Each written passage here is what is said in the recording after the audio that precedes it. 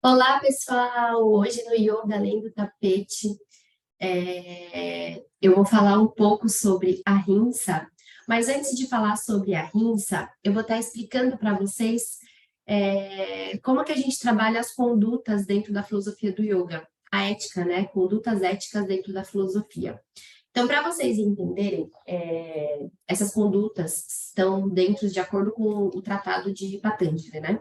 Patanjali trouxe um tratado cerca de 200 anos antes de Cristo, e através dele que tem todos esses passos dentro, né, na ética, na filosofia do yoga, para a gente atingir o objetivo final do yoga, né, que é samadhi. Que a samadhi é o estado, né, profundo de meditação, da gente de fato alcançar mesmo essa paz interior. Então, antes da gente chegar em Ahimsa, só dando essa passada, porque a gente vai começar a trazer uma sequência nos próximos 10 meses que a gente vai estar abordando um tema em cada mês. Então, para vocês entenderem como que é o caminho até a gente chegar nesses temas de cada mês, né? Vamos dizer assim. E dentro desses passos que tem dentro da conduta filosófica de Patanjali, esses passos são para a gente ter uma prática de yoga melhor, para a gente exercitar isso e a gente ter a melhor prática de yoga no nosso dia a dia. E é algo que, assim, é tão antigo, né? Surgiu há tantos e tantos anos, mas é tão atual, é muito atual, e parece que cada dia mais atual.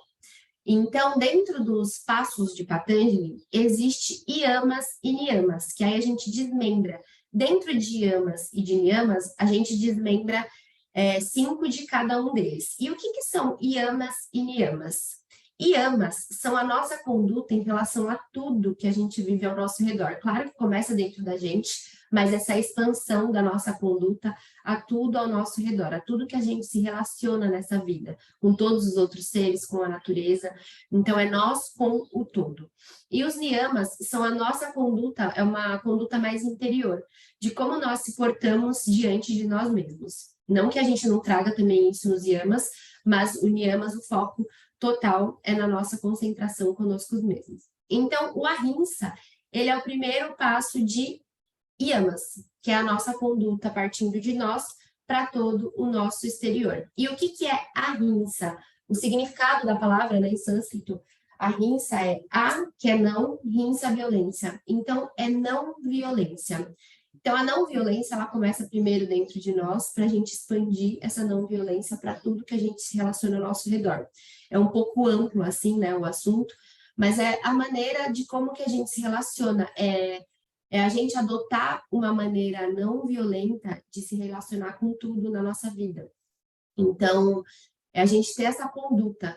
Então, a forma que a gente se expressa ser uma forma sem violência, a forma que a gente trata a natureza, que a gente trata tudo ao nosso redor, ter atitudes que tragam menos agressão para a natureza, agressão para os animais, agressão para todos os outros seres, é uma conduta de como que a gente trata as outras pessoas. É a gente não ter distinção, né, entre os seres. É a gente ter essa sabedoria, esse entendimento que nós somos todos um. E a gente trabalha em Ahimsa muito a compaixão, porque para esse entendimento, para essa ligação não violenta com tudo ao nosso redor, a gente precisa exercitar, a gente precisa trabalhar muito a compaixão. É a compaixão de que existe uma realidade ali que não é a mesma realidade que a minha. Então, não adianta eu querer impor a minha realidade para o outro, ainda que a minha realidade seja muito boa. Mas a partir do momento que eu estou querendo impor de uma forma violenta, isso já não é mais bom.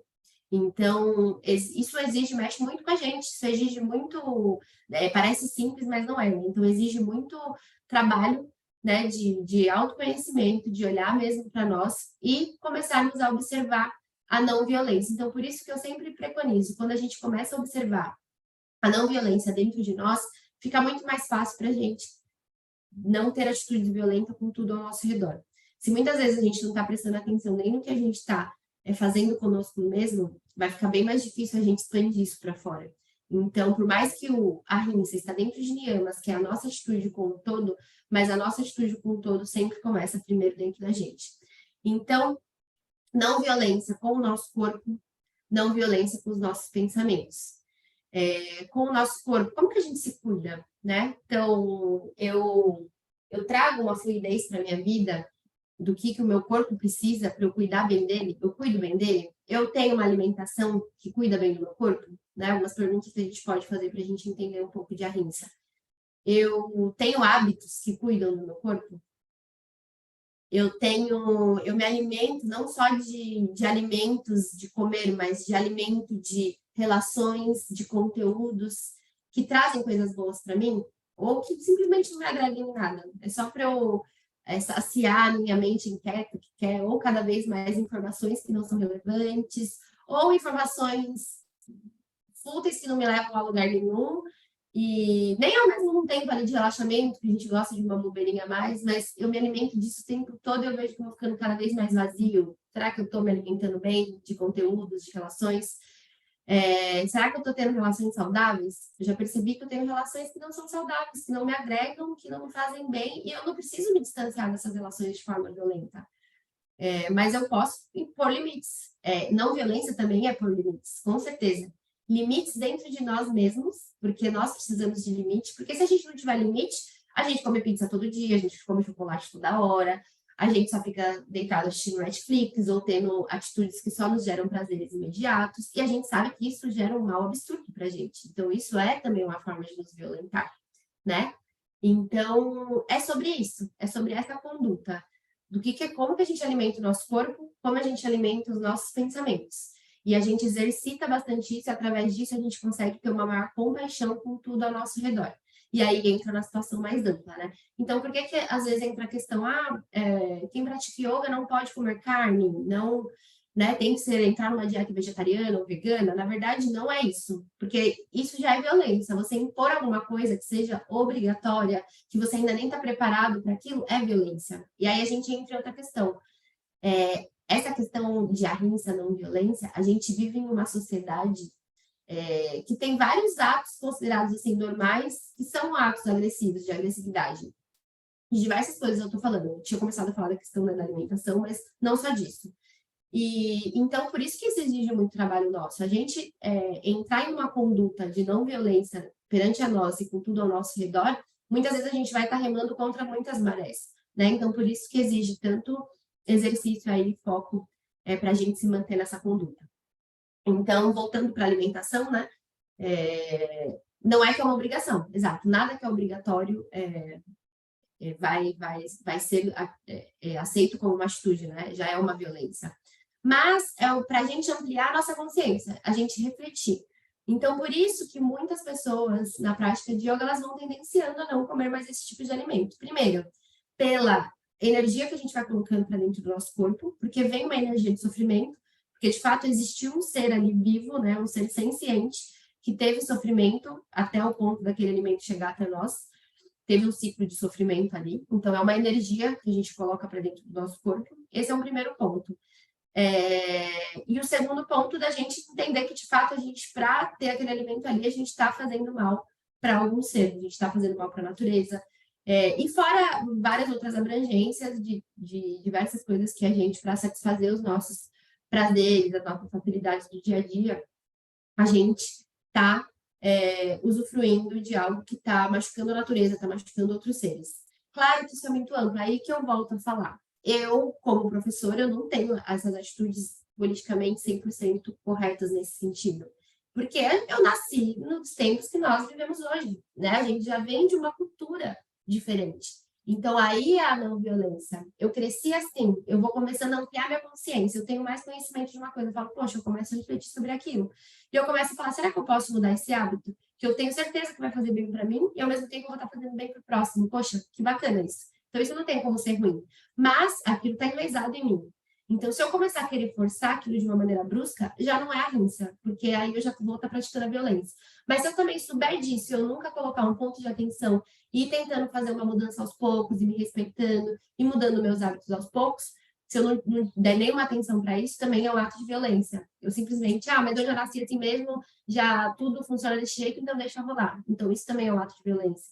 Então, é nesse sentido a ahimsa. É a gente não se violentar de maneira nenhuma. Então, tá muito atento às sutilezas, né? Não é algo estático, não é algo rígido, não é algo que se aperta o botão é assim, aperta o botão é assado. Não. É uma consciência que vai ampliando dentro da gente, essa consciência a gente expande para fora. E o que acontece quando a gente consegue, né, essa junção, fazer isso? A gente encontra uma paz interior muito maior. A gente se sente muito melhor com a gente mesma. A gente começa a sentir isso. E quando a gente se sente bem com a gente mesma, a gente expande isso para o nosso redor e fica muito mais fácil. E aí, isso que a gente está falando não se torna mais um mega exercício, vai se tornando naturalmente, vai fluindo. Mas claro que dentro de Ahimsa é muito amplo, tem muitos pontos. Então, muitas vezes eu vou estar fluindo naturalmente num e outro ainda não. E assim a gente vai fluindo a vida. A gente está vivo, né? A gente está aqui para exercitar, para trabalhar, para viver, para evoluir, para às vezes a gente estar mais ativo, a gente está mais equilibrado num ponto e desequilibrado no outro, desequilíbrio, o equilíbrio vem do desequilíbrio e assim que é. E a gente está trazendo essa atenção para a gente estar voltando para esse eixo.